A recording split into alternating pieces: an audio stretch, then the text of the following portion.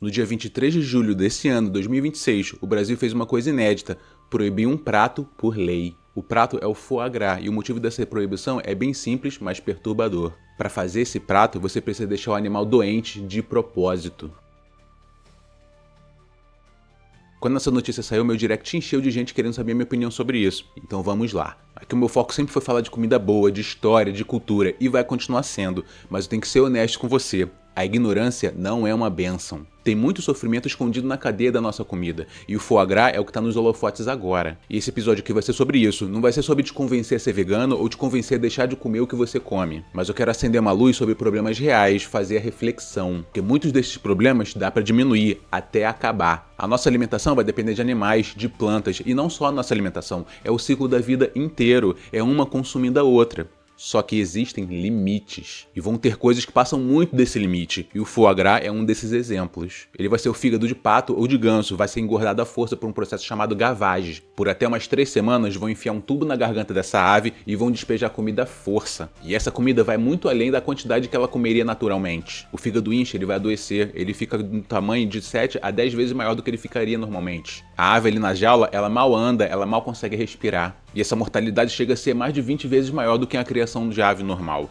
Às vezes ela vai romper o esôfago, vai romper o estômago de tanta comida. E aí vem aquela defesa clássica da galera que defende o prato. Ah, mas a ave vai estocar gordura antes de poder fazer sua migração. Só que os patos da indústria são aves híbridas, eles não vão ter aquele comportamento de migração longa que as aves selvagens vão ter. E na natureza, essa esteatose ela é reversível, e essa gordura também vai pro peito. O processo natural é completamente diferente, ele não vai inchar o fígado do bicho até ele não conseguir nem se mexer. Tem quem faça esse processo de foie gras de forma mais natural? Tem, por exemplo, vai ter na Espanha, o Eduardo Souza, ele vai fazer a criação natural dos animais. Dali vai sair um foie gras premiado, mas ele vai produzir pouquinho, uns poucos milhares por ano. Não dá para abastecer a cadeia mundial assim, é muito pouco. E é aqui que mora a verdade incômoda que vai seguir pelo episódio inteiro. Tem problema na nossa comida que é falha de fiscalização, que é descuido, que dá para consertar. Só que tem problemas onde a crueldade não é um acidente, ela é um método. É o único jeito de fazer aquilo ter escala e dar certo. O foie gras é desse segundo tipo, não vai ter aí um fazer direito. O fazer direito é não fazer. Se você acha que isso é coisa de gente rica, de um pato francês distante da nossa vida, fica com essa ideia. Porque em seguida a gente continua no reino animal, e esse sofrimento vai para outro patamar. Na França existe um prato tão vergonhoso que quem come esconde o rosto. E isso literalmente, ela põe um guardanapo para esconder a cabeça. E isso não é questão de etiqueta, é para esconder o que ela tá fazendo. Esse prato é o hortolã, que é um passarinho pequenininho. E essa tradição é de arrepiar, elas vão capturar essa ave ainda viva, e eles vão prender ela no escuro ou cegam seus olhos, porque ali ela vai conseguir comer sem parar. E quando ela engorda, eles vão afogar ela no conhaque, enchendo seus pulmões e seu estômago com essa bebida. Isso vai funcionar tanto como execução quanto marinação interna. E aí vão assar e comer ela inteira, com ossos e com tudo, com aquele guardanapo na cabeça. Uns dizem que é para guardar os aromas, outros que é para esconder o que tá fazendo de Deus. E de tão predatória, essa caça quase acabou com essa espécie. Tem uma estimativa de que o hortolã sumiu de praticamente 90% da Europa desde os anos 80. Hoje ele é proibido de ser caçado e vendido na França e toda a União Europeia. Mas isso ainda acontece, escondido como artigo de luxo, de status. Então consigo guardar essa régua com o segmento passado? O foie gras e o hortolã estão fazendo parte do mesmo problema. A crueldade aqui não é um acidente, ela é a receita. Sem o escuro, sem o terror psicológico, sem o afogamento, esse prato não existe. Só que eu não quero que você pense que isso é só coisa de rico, de excêntrico, do outro lado do mundo. Porque tem coisas que a gente também consome aqui. Por exemplo, tem a carne de vitela. Sabe aquela carne clarinha, macia, que parece um cardápio de restaurante premiado italiano? Sabe por que ela é tão clarinha? Porque no método tradicional, o bezerro é criado anêmico de propósito.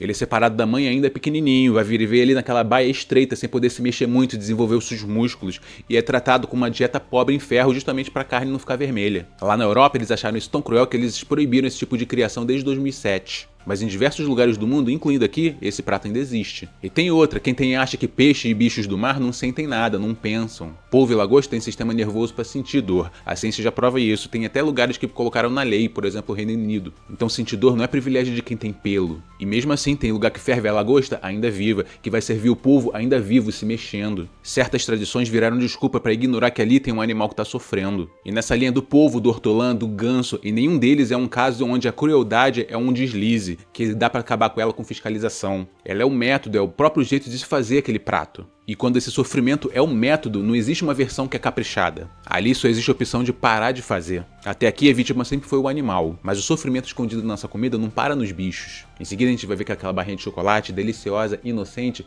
pode carregar sofrimento humano por trás. Sabe aquela barrinha de chocolate que você dá de presente, que você come num dia ruim pra se consolar? Ela parece a coisa mais inocente do mundo, não é?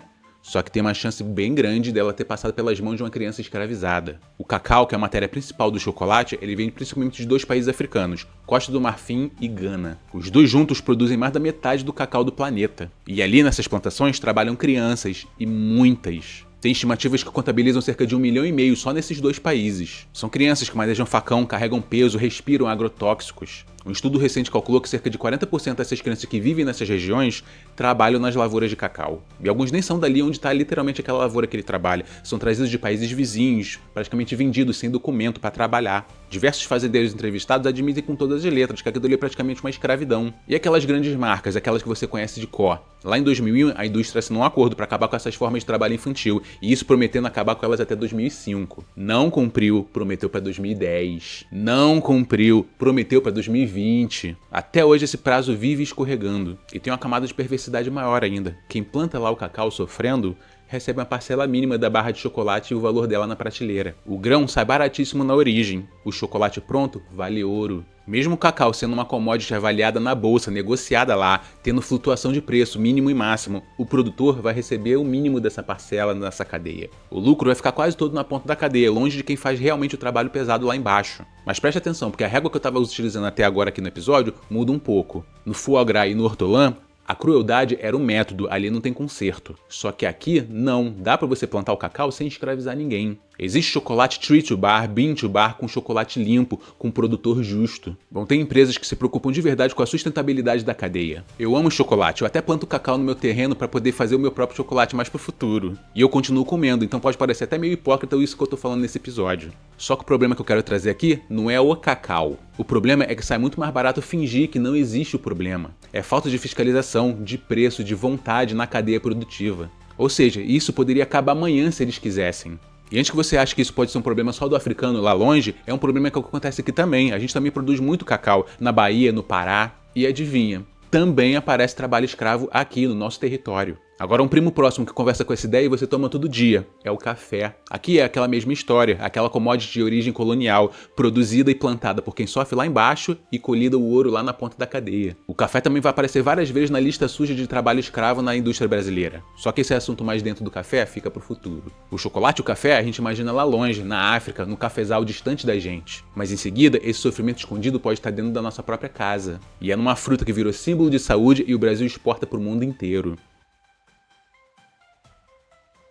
Tem um alimento que o mundo inteiro trata como símbolo de saúde, de bem-estar. Academia, tigela colorida, foto bonita, aquela granola por cima. Só que, para ele chegar até aí, tem uma criança subindo uma palmeira de mais de 20 metros com um facão nas costas. E colocam ela para subir porque ela é leve. E esse alimento é o açaí. E o Brasil não é só o maior produtor do mundo, ele é o dono dessa história. A fruta nasce lá no coração da Amazônia, principalmente ali no Pará. E de lá ela é exportada para o mundo, para os Estados Unidos, para a União Europeia, para o Japão. Isso vira um mercado gigantesco, movimentando centenas de milhões de reais por safra. Mas vamos voltar nossa atenção lá para a base, para quem colhe. O açaí cresce no alto de palmeiras fininhas que passam dos 20 metros. E aí entra um detalhe cruel. Quanto mais leve a pessoa, mais fácil para ela subir e menos risco do tronco quebrar. E por isso, com muita frequência, quem sobe é a criança. Quem colhe açaí é chamado de peconheiro, por causa da peconha, que é aquela argola que eles vão colocar nos pés e prender no tronco. E eles sobem as palmeiras dezenas de vezes por dia, sem equipamento, sem proteção, ali no sol a pino, rachando. E isso muitas vezes pulando de uma palmeira para outra para não perder tempo. E o preço disso é alto, porque as quedas podem ser fatais. Muitos têm problemas de coluna, criança falta aula ou dorme porque está muito cansada. É considerado oficialmente uma das piores formas de trabalho infantil que existem aqui no Brasil. Ele é tão grave que o açaí acabou entrando numa lista de produtos brasileiros que é ligada a trabalho infantil, entrando ao lado, por exemplo, do cacau, que a gente falou no segmento passado. Em entrevistas com os peconheiros, a maioria relata que já teve um parente ou algum parceiro de trabalho que já sofreu um acidente grave na colheita. Agora, dos tipos de problema que eu tô abordando nesse episódio,